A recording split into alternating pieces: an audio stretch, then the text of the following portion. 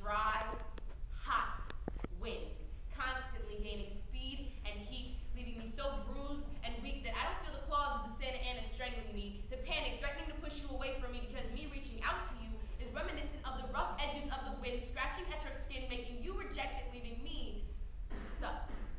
Like my heart would attack if I had one, but all I have is you, resting inside of me, safely out of reach from hell's stiff breeze. The Santa Anas are coming, and I'm not on the front lines fighting for my life with dust in my eyes, so I apologize if I don't recognize how hard you tried, Mr. Wanna Get Mad, because I have to go to work as if for 3 years you weren't the one who didn't have time. Oh, did you feel it?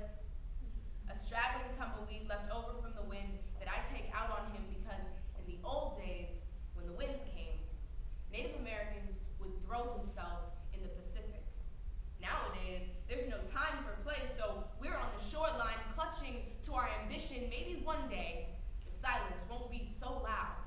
Maybe some way, our pain will drown in this giant dust cloud and we'll learn to love without having to scream and shout, but the turmoil has spoiled us, allowed us to avoid examining us, so we argue over stupid shit like whose shoe is it on the bottom of, but the winds have lifted our egos so high that we forget we are barefoot, treading heavily on the debris. California's imitation of a hurricane has left us where instead of broken levees, we have broken homes.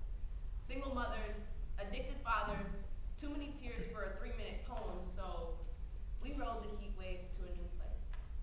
5 years passed, the boy I fell in love with in 8th grade, he has the same face and the same pain, but we're on the road, less traveled, together on the front lines, prepared for battle. We're gonna beat these winds, even if we don't sleep all week, and when we get knocked